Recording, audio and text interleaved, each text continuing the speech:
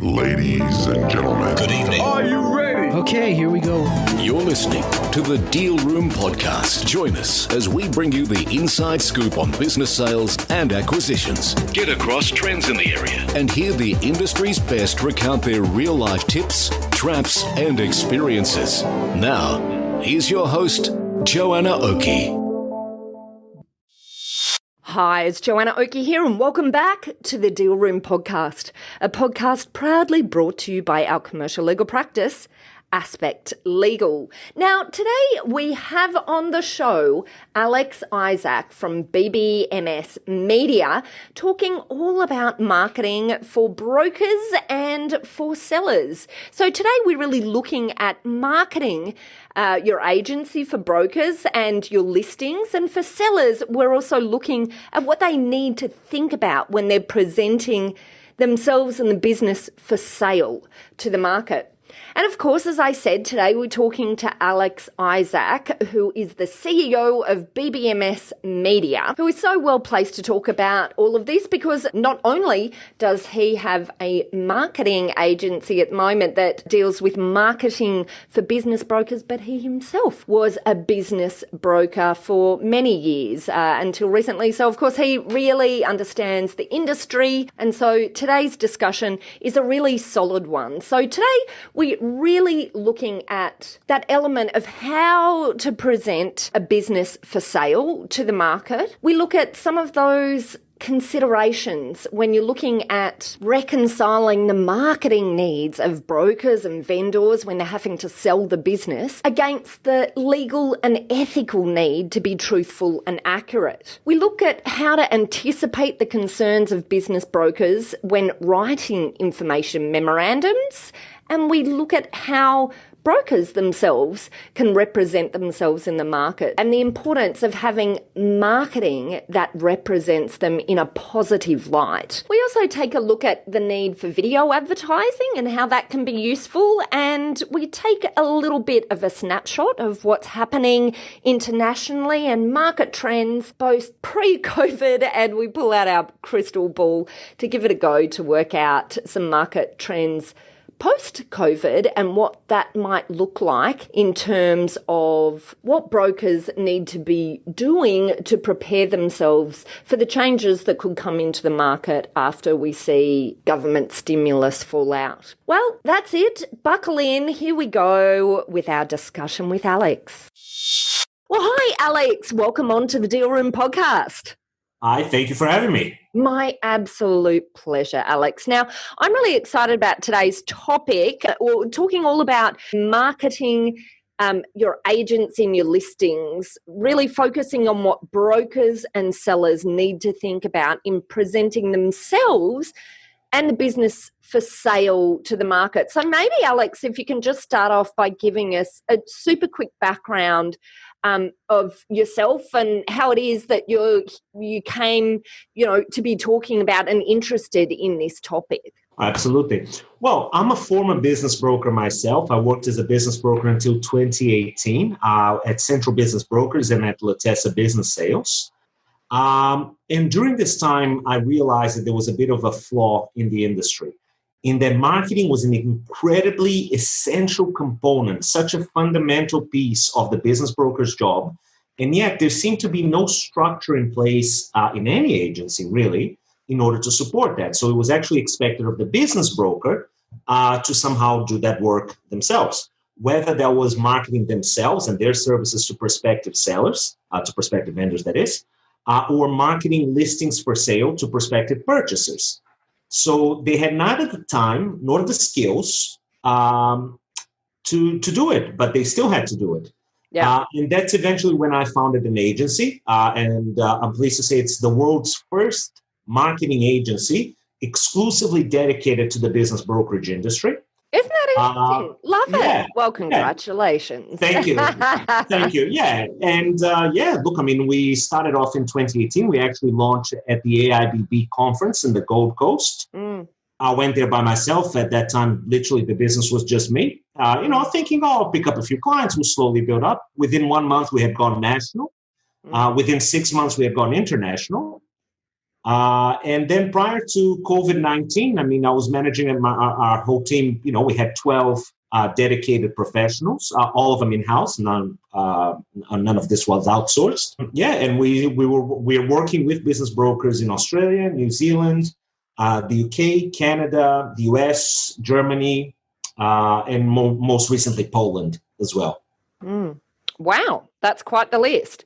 Actually, one thing, and this is totally off topic, but I just can't help go down rabbit holes when I see some interesting information. So you prepare information memorandums for that. That's one of the main things that you do across all of these different countries. Is that correct? That's correct. That's certainly our most popular product, our information memorandums. Yeah. Okay. And so what do you see as the differences internationally when you're preparing these IMs? Are there things that sort of stick out as, you know, jurisdictional differences that you're coming away, you know, that are coming by you that you're seeing?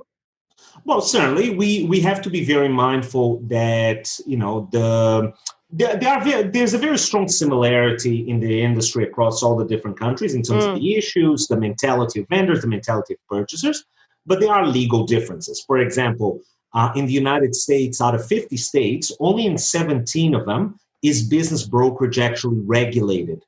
Oh, right. Yeah, and in the remaining states, it's completely deregulated. You don't need a license. You don't need it. There are no rules that regulate it. But say, for example, in California, it's quite important for us by law to actually put in the Cal DRE number in the cover of every information memorandum. That is a legal requirement. So, you know, for us, that's been quite a challenge in terms of having to become acquainted with all of this.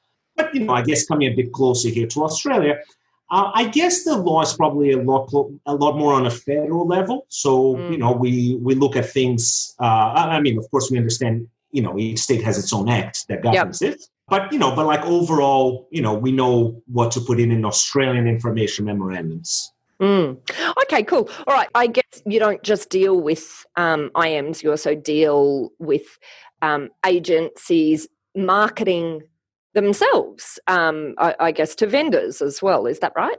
That's correct. So again, one of the things that we found is that not only were brokers, you know, having to write their own IMs, but they also sometimes they'd have to go to a listing meeting, and all they'd have to go on was a business card. Now, it's an interesting fact, marketers are aware of it, that it takes a very minimum of 3 impressions for a potential customer to actually remember you. So the question that I always pose to people is the following: is your business card that impressive that people will look at it and they will never forget you ever again? And look, if the answer is yes, then there's nothing I can do for you. I think, you know, you've done your own job.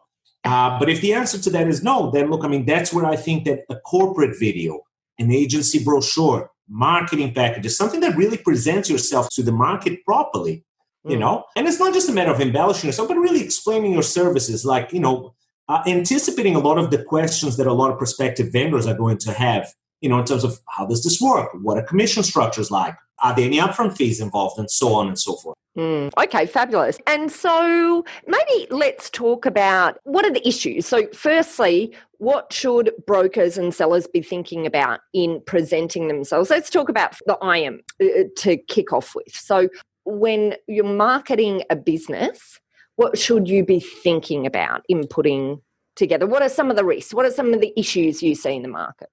Well, look, this is probably where the industry is actually quite different from brokerage to brokerage, in terms of the work that the broker does beforehand. Now, we've got business brokers that will list a business, and literally all they will do is fill out a one-sheet piece of paper, asking, like, you know, what are your takings, when were you established, how many people work here, and that's it. And that's all they have to go on. And then they send it to us, and they expect us to somehow, out of that one piece of paper, to put together a 25-page info memorandum, which we can do, but of course the quality is compromised without a doubt. We have other business brokers that we work with that are extremely thorough, and they actually get all of the documentation. So they get the financials, they get add-backs that are actually certified by the accountant rather than just something that they just jot down themselves to ask in EBITDA or SDE. You know, they get lease agreements, franchisor agreements, etc. They write very thorough questionnaires and so on.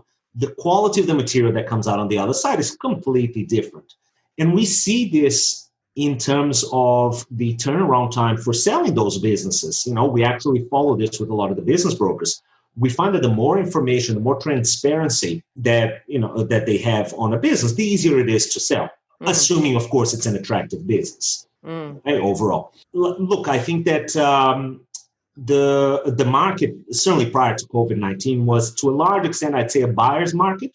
In that there was an abundance of businesses for sale. Yes. So the truth is, if you weren't presenting something that was compelling, transparent, accurate, attractive, etc., you shouldn't be surprised that it takes you 9, 12, 18 months to sell that business, as opposed to take 3 months, which is actually what we've seen with a lot of these businesses. And it's interesting you say that was the case prior to COVID. I was actually just having a discussion with a buyer just yesterday about this, because that's certainly absolutely what I've seen as well, that, pre-COVID it seemed to be more of a buyer's market. Right at the moment it seems to be more of a seller's market. But I think my suspicion is from November onwards it will reverse around again, and we'll probably see it as more of a buyer's market again. So, and that's where, I guess, coming back to right at the moment when we're in the depths of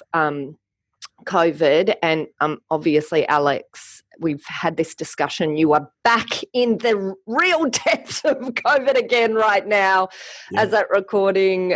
Poor Alex is part of the new shutdown in Melbourne. In Melbourne, oh yeah. Yeah. And obviously we're right in the middle of that period of COVID at the moment, and prior to the JobKeeper stimulus and the other stimulus in the economy coming out. And I think there'll be a big impact when the stimulus comes out. And rather than sitting here at the moment, I think many brokers probably have a lot less to do right now than they had pre-COVID. I think that would be very fair to say, wouldn't you say, Alex?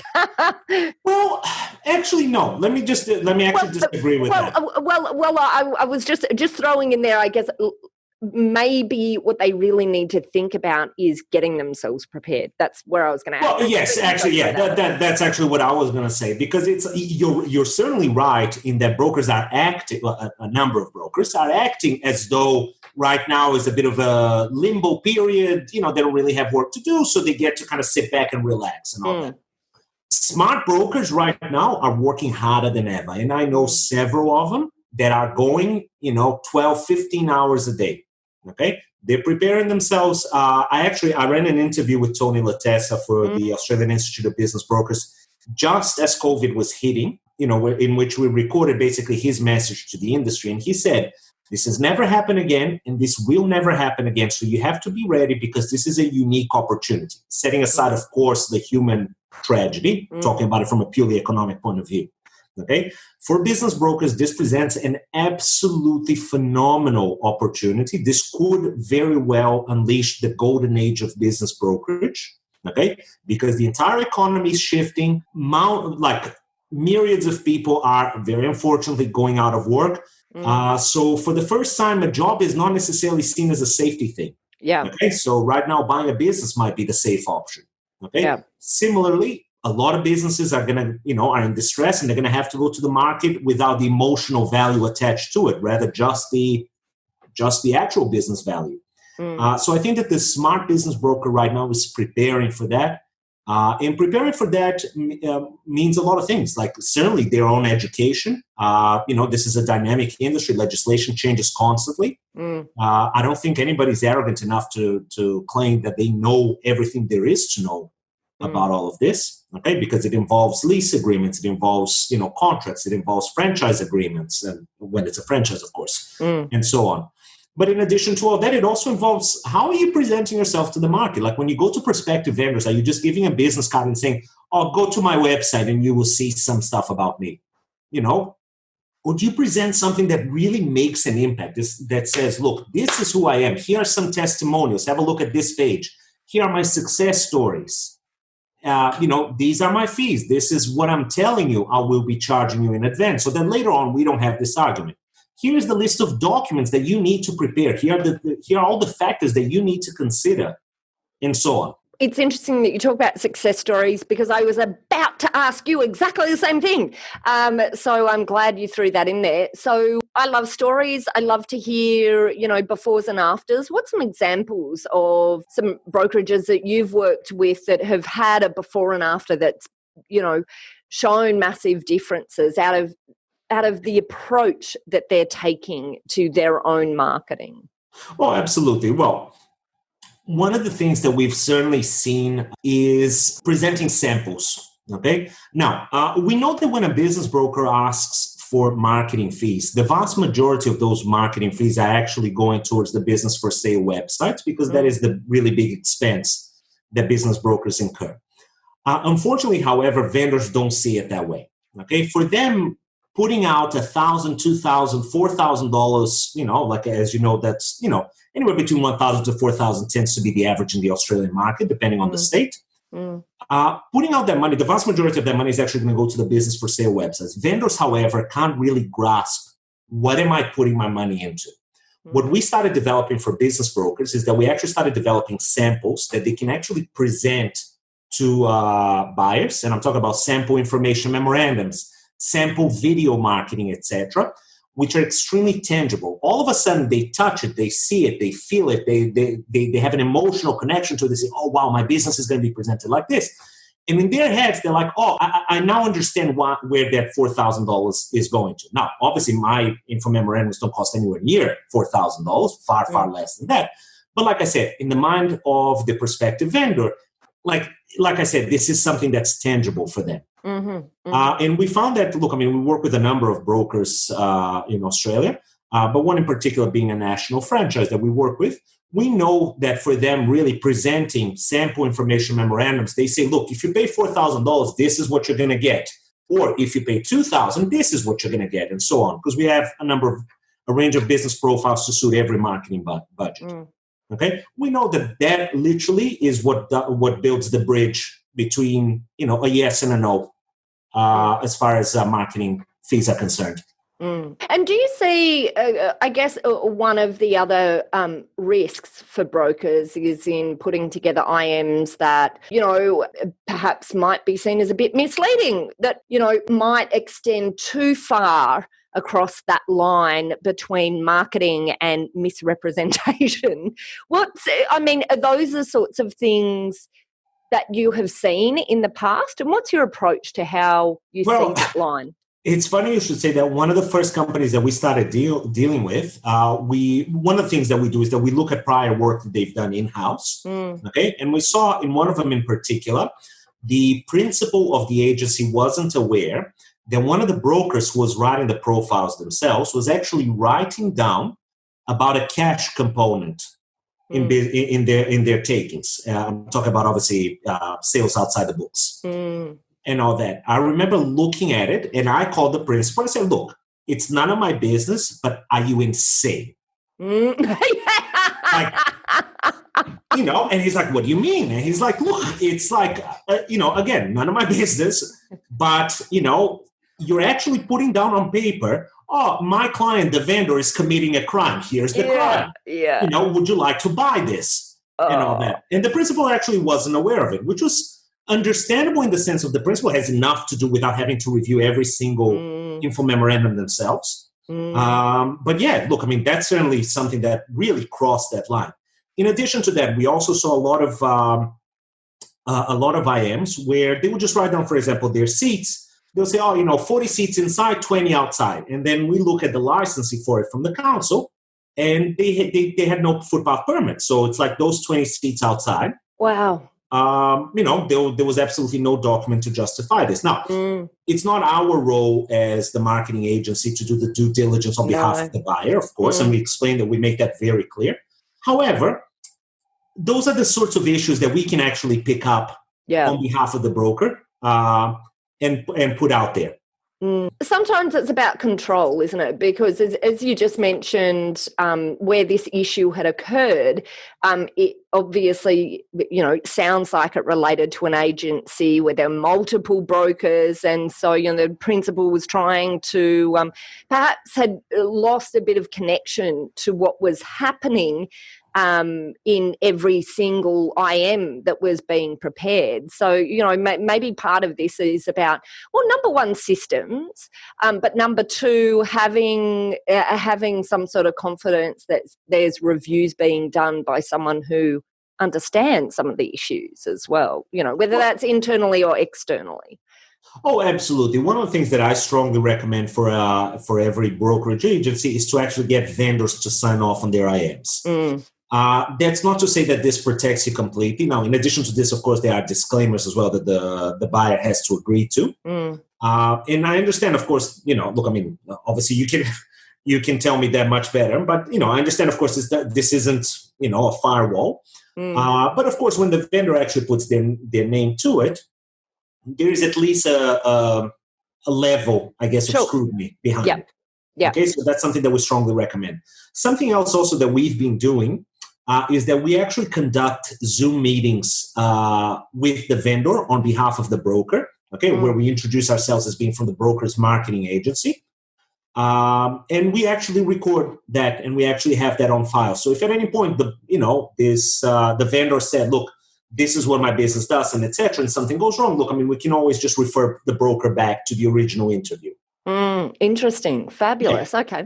All right. And so then maybe it might be useful also just to have a quick chat about what is it, what are all the elements that you think make the most successful marketing package? Let's start with a listing itself. What is, so marketing a business, what are all the things that you think are the important go-tos? You've talked about a video as an example, as something that's a useful addition. Are there other things that you think have worked really well before that you can see? Oh, absolutely. Look, I mean, I guess just on that, there are two things that I want to, that I really try to bring to brokers' attention. Number one is the following. Again, prior to COVID, there were approximately, if I'm not mistaken, around 2,500 cafes for sale on one of the major business for sale websites. The vast majority of them were advertised as a stock image of a cup of coffee and 10 bullet points about the business. What do you think? What do you think is going through the mind of the purchaser that's going to look at this, and somehow he's going to click on your cup of coffee and your bullet points, and he'll be interested in those specifically? Like it better be an amazing cup of coffee and an amazing bullet points for that to happen. Something else that we're putting out there is that we actually developed a number of products that we sort of invented, I guess, which is basically advertising businesses for sale pre-NDA. So we'll talk about a confidentiality abiding advertisement of the video, of the business in the form of a video. Okay. Now, videos are statistically known to be 3 times more effective than text and images alone. And again, we found that the impact is absolutely phenomenal. Like, people will pay attention. They'll look at the 30, 45-second video. Those are what we call teaser videos. We have 2-minute videos with a voiceover and etc. They will pay attention to that. They will not necessarily have the 15 seconds to read the 10 bullet points. Or if they do, it won't register because it has no impact. Okay, we're overloaded with information nowadays, and that's one of the things that marketers constantly talk about, is that there is more information being bombarded to your brain than ever before through the internet. Like, you don't even realize it when you go, say, on Facebook, that there's advertisements on the sides, and you go on Google and you start, like, pop-ups come up, and et cetera, et cetera. So, the question is, is what you're doing actually standing out in the mind of your purchaser? So, going back to your question, look, I mean, I think that that's certainly the number one thing that I would say to business brokers is don't just do what has been done up until now. It could be that this worked up until this point, but I would strongly suggest that this is not the way to do it anymore. Okay? The market has changed. There was a saturation of businesses for sale in the market, certainly in the Australian market. The American market is actually quite different. But as far as the Australian market is concerned, there was a saturation of businesses for sale. You have to stand out. You have to make yourself presentable. In addition to that, be transparent. Like I said, the more documents you can actually provide, the more you can anticipate the questions that purchasers will have, the easier this will be. So one of the sections, for example, that we do on information memorandum is frequently asked questions, okay? And this is a section that we constantly update for brokers. So brokers go and they conduct a business inspection, and the buyer raises the following questions, A, B, and C. He writes it down and sends it to us, and we actually put it in there on the IM. So it's already been answered for the next buyer that comes along. Okay, so it's about anticipating. It's about basically kind of, getting ahead of the concerns. We know that, the consumer, I think the consumer being the business buyer, is very risk adverse here in Australia. I think that's a very common profile of a business buyer here. So like I said, the more you anticipate those concerns, the better off you're going to be. I guess it's about, it's really about understanding who the potential buyer is and sitting in the seat of the buyer, and then, moving marketing to that needle rather than marketing simply being, of course, we call it an information memorandum, but it's actually a marketing document within the confines of, as we said before, navigating that marketing versus, that and truthful representation. But, it's a marketing document, right? So in order to do that, you need to be thinking about what the buyer themselves is interested, not just in as your example, the picture of the cup of coffee. Well, that's back to the old marketing adage of the features versus the benefits, right? And the cup of coffee, well, that's the feature, right? That's just so functional in the business. But really what you're saying here is get a little bit original and think about what the benefits are, what the buyer is interested in, and how to evoke that emotion. That's the other element, isn't it? And I guess that's where video can be so useful as well, because it can allow you to evoke a lot more emotion, I personally think, than, just the written word as well. Oh, absolutely. Just to give you an example. Take, for example, let's imagine that we've got a cafe for sale. That's a 5-day cafe, 9 to 5, okay? You go on a website, and again, you see the picture of a cup of coffee, and you see a bullet point that just says Monday to Friday, 9 to 5. Okay, fine, that's one thing. Separate one where you have a video, and you actually have an image of, in the video, as the video progresses, of a business owner, whether it's a mom or a dad, actually coming home to their kids in time for dinner. And underneath there's a headline that says lifestyle business, enjoy your lifestyle, work-life balance, etc., etc. Try to think of the difference that this elicits in the business purchaser as he's looking at this. What is he going to pay more attention to? Which one is actually going to push those buttons? Okay? This is obviously for talk about what we refer to as Main Street businesses, but also for mergers and acquisitions. It's also the same thing.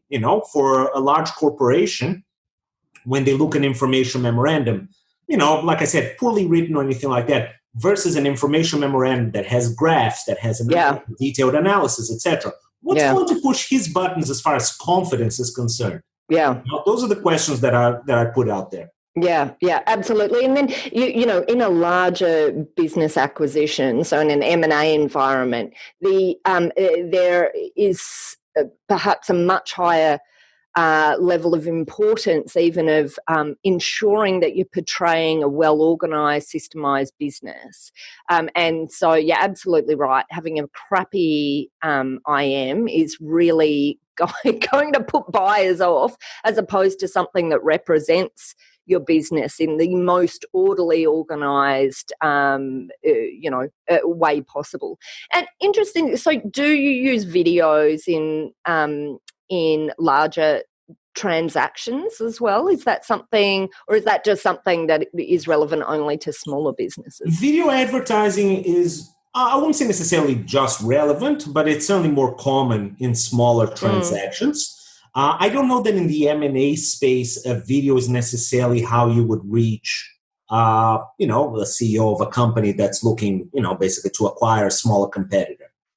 For example, it's something like this, we put together prospectuses that are mailed out. So one of the services that we do is that, let's say you've got a $10 million business in the food manufacturing business, for argument's sake. One of the things that we put together is a prospectus, so still pre-NDA, and we compile a list of potential buyers, meaning other companies, either in the same space or with synergies. Okay, and we actually mail it out. And again, something that presents properly, something that has graphs without disclosing the name of the business and all that. And then we say to them, look, if you're interested in learning more, sign this NDA. We'll send you the actual information memorandum. Okay, great. Then one of the other things I'd like to touch really briefly on is market trends. So firstly, are there any trends that you've seen over the past, like let's take ourselves before COVID, because that might be a little bit easier. Are there any trends that you saw developing in the market in relation to things that you're identifying externally that were working, not working, trends that you thought were interesting from a marketing perspective? Yes. Like I said, look, again, prior to COVID, look, it was very much a purchaser's market. And I think that purchasers were starting to become a lot more discerning and a lot more demanding in what they would get from business brokers. One of the things that I try to do constantly is to have a look at Google reviews in terms of, what are the purchasers out there saying about the experience that they've had with business brokers. Now, overall, there seems to be a very large theme of complacency, that they feel like the business broker is just not doing their job. Now, if I'm a purchaser, I'm really upset about this. If I'm a vendor, I'm furious at it. Okay, where they talk about they don't answer, or they presented it to me. I actually saw a Google review of a specific business brokerage where they said that the business broker took forever to actually call the purchaser back, and then when they did, all they did was literally send them 10 PDF attachments. Here's the lease, here's the financials, here's this, here's that. Here, sort yourself out. Let me know how you go. Okay?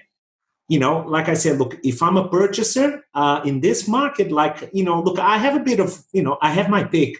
So if I'm going to choose between a business broker who's serious, who's presenting, who's representing their listings professionally versus one that isn't, the reality is that, the market is simply going to run over the ones that keep behaving like this. Yeah, and I guess in part of what you're saying, firstly, I must say, it can be very difficult, I think, for brokers who are managing a lot of things. There's a lot of components of every deal. And there's quite often, brokers are managing lots of deals at once. So it's tricky if they don't have a really solid system and processes that drive the communication side. Then the second component that occurs to me as you're talking is it's not even necessarily the services per se, it's the communication. It's keeping that communication up so that the vendor knows what you've been doing behind the scenes with the prospective buyers, so that the buyers know, it's almost this feeling of everyone knowing that things are still going, have been moving, and that communication piece and getting that down pat, don't you think? Oh, absolutely. Absolutely. And look, and like I said, I think that, again, putting yourself in the shoes of the vendor, when a vendor hires a business broker, what he's saying is the following here. You're going to be my face. You're going to represent me and my business. Now, imagine that this business broker shows up to a business inspection wearing trackies, okay, and all sweaty and all that. The vendor will be obviously completely dismayed. The purchaser will be completely unimpressed by it, okay? And I said to them, look, this is the equivalent of you not presenting your listing properly, if you're not returning calls, if you're not presenting information memorandum. This is the exact same thing. The effect is the same. Don't let the business speak for itself. It's look, unless you're selling something that magnanimous that you don't need to make any effort, okay, then that's fine. And lucky you. Yeah, and lucky you, exactly. But that's the thing. Look, think about how you're representing the vendor. Look, I think that we have, we as in business brokers, I think that you have more than just a fiduciary duty towards the vendor. You also have, I guess an ethical duty to a large extent of look, this person entrusted me, how am I going to represent them? Yeah. And again, look, I think that particularly with the advent of the internet and how strong online reviews and online testimonials are really playing in the minds of people, now's the time for you to think about it, okay? Again, this is an interesting statistic. A millennial is more likely to trust a Google review than the recommendation of a friend or family. Wow, isn't that just incredible? Absolutely, absolutely. Now, of course, you could argue and say, oh, well, millennials aren't really the target market at this stage. But I would argue two things. Number one, they will be at some stage. Obviously, the older they get, they will eventually want to buy businesses or sell businesses. Okay? And number two, they are what's called influencers. Okay, where, for example, I say this as a millennial myself, I know that my father will sometimes call me and say, oh, have you heard about so-and-so? The very first thing that I will do is that I'll Google them. If I see that they have a low ranking on Google and I have those reviews that say, doesn't answer calls, didn't present an information memorandum, not a serious broker, etc., immediately I would have said to my father, absolutely don't go with this guy. And it could be that it's a fantastic broker, in fairness. But that's just the way the market is behaving right now. So again, that's something that I would strongly alert business brokers to. Yeah, and I guess one other thing that I just wanted to throw in that occurred to me as you were talking is, and I think everyone who's listening to this podcast will be very aware of this, but when you're dealing with a sale of someone's business, quite often it's someone that this has been their baby almost for a long period of time. There can be a lot of emotion, and whilst it might just be one of many for brokers, quite often for the vendors, there is a lot of emotion attached to their business. And if they can see their business represented in a way that makes it look fabulous, I think that really helps with the whole emotion of their connection and their feeling with how well the broker is representing them and their business, because it's like they're representing their child in many ways. Not always the case, but certainly we see a lot of emotion in many instances with business owners and their business, and they just want to feel that someone else is taking the care of in this very important stage in the business's life and their life with their business when they come to this exit point. I think it's even more important at that stage, and therefore why paying attention to things like this, the way that you're marketing the business and how it's being portrayed and how it looks, how the marketing of the business looks in the market,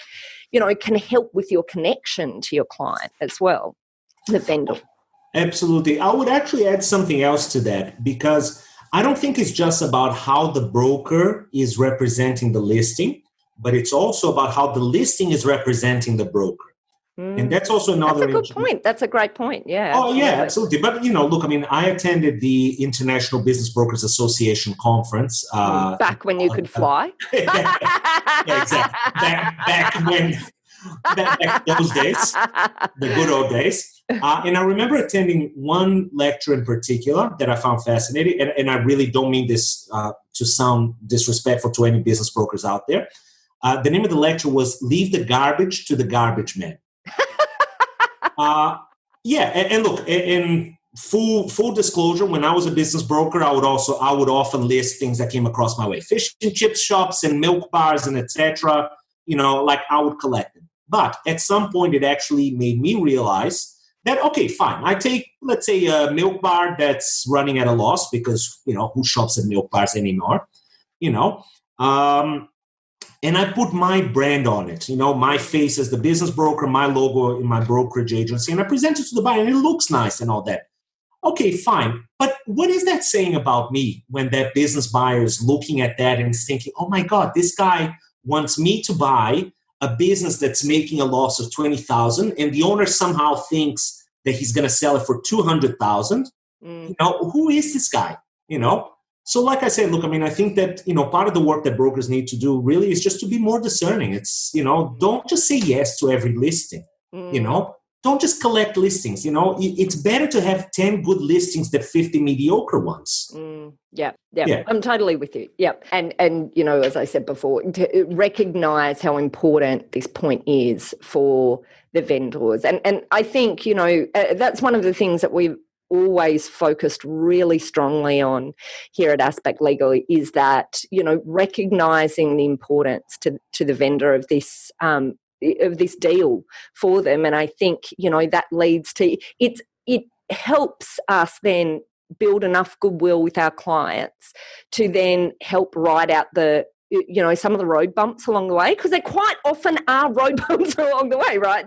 We all know stuff happens, and sometimes you just you need that element of trust to be able to ensure that you're able to get all the parties to completion. Well, part of that is about how you set the relationship up, I believe, right from the beginning, in terms of, the respect that you're giving to the business, which can be, reflected in the marketing approach as well.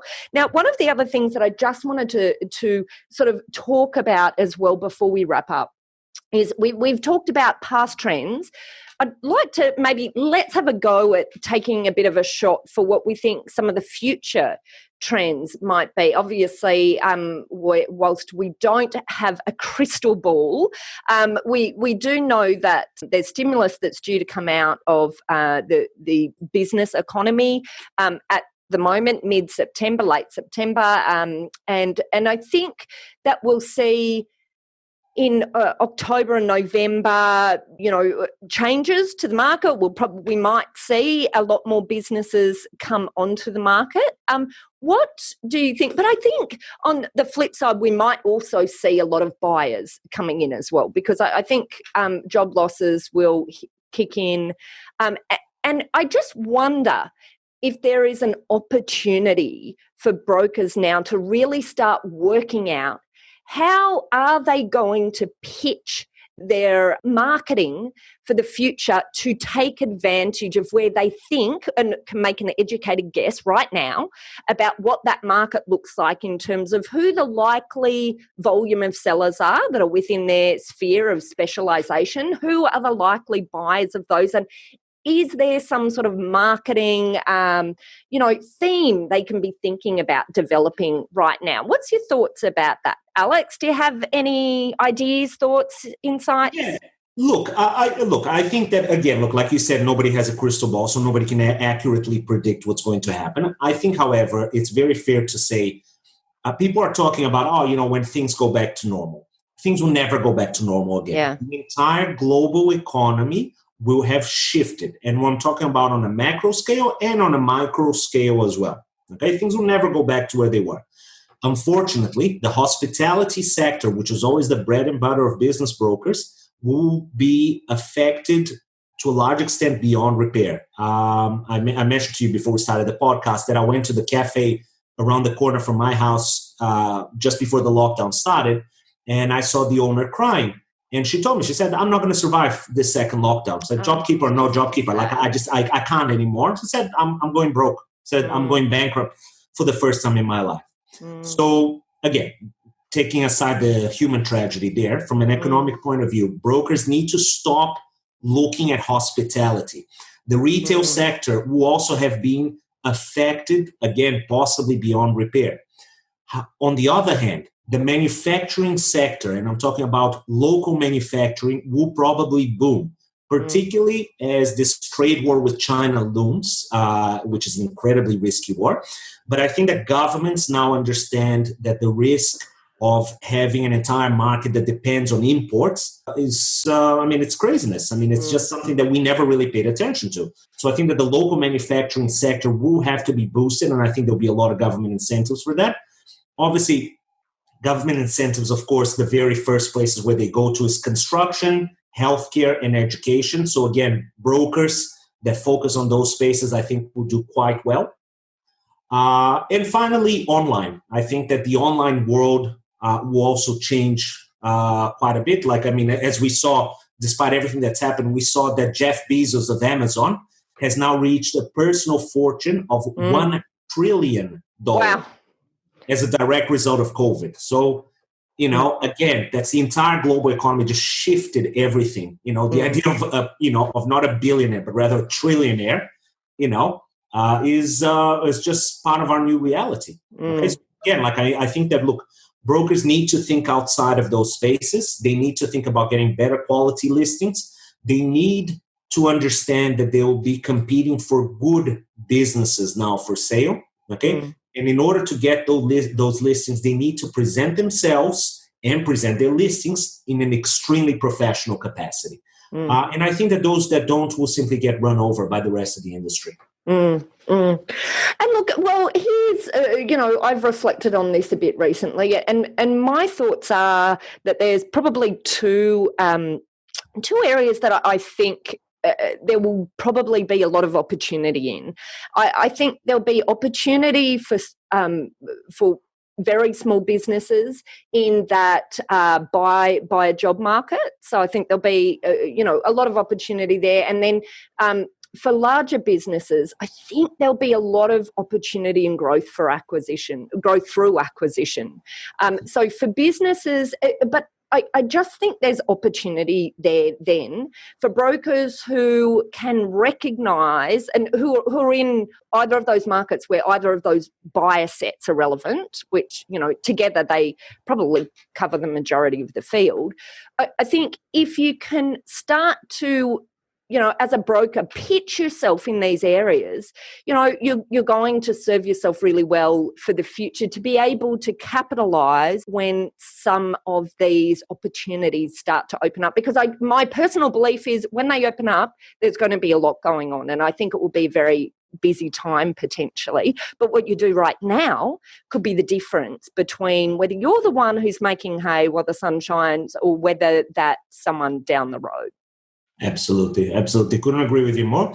And look, like I said, it's time to think differently. The old ways are now the really old ways. Okay.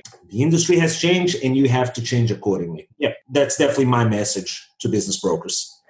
Brilliant. Well, look, Alex, this has been fabulous. Thank you so much for coming onto the show today. Yeah, look, it's been great to chat. And I guess, do you have any parting message that you have for our listeners, and how can they contact you? Well, like I said, look, my final message to them is that think about the way that you're presenting yourself. Think about the way you're presenting your listings. The economy has changed, and I think that if you present yourself in the appropriate way, this can actually be an opportunity. This entire crisis can actually be the moment where you can rise to prominence within the industry. As far as contacting us, you're welcome to call me on 0428-846-322, or you can send me an email on info@bbms.media. That's BBMS.media. Or, of course, visit our website, www.bbms.media. Brilliant. Okay, Alex. Well, look, once again, massive thank you for coming on to the show today. And if you are unable to write down that phone number because you're on your commute somewhere, lucky you're clearly not with Alex locked down in Melbourne, then all you have to do is check out the show notes because we'll have links through to Alex right there. Well, look, Alex, just want to say a massive thank you once again for coming on to the Deal Room podcast. Thank you. It was a pleasure. Well, that's it for this episode of the Deal Room podcast. If you'd like more information about this topic, then all you have to do is head over to our website at thedealroompodcast.com, where you'll be able to find the contact details, Alex Izsak at BBMS Media, and you will also be able to download a transcript of this podcast episode if you're the kind of person who likes to see the detail of all of the words. On our website, you'll also find details of how to contact our legal eagles at Aspect Legal if you or your clients would like to discuss any legal aspects of sales or acquisitions. We've got a number of really great services that help businesses prepare for a sale or acquisition or lead them through the deal once it's on foot. We work with clients both big and small and have different types of services depending on size and complexity. So don't hesitate to book an appointment if you'd like to find out how we can assist. Well, that's it. Look, a massive thank you for tuning in again today. You have been listening to Joanna Oakey and the Deal Room podcast, a podcast proudly brought to you by our commercial legal practice, Aspect Legal. See you next time.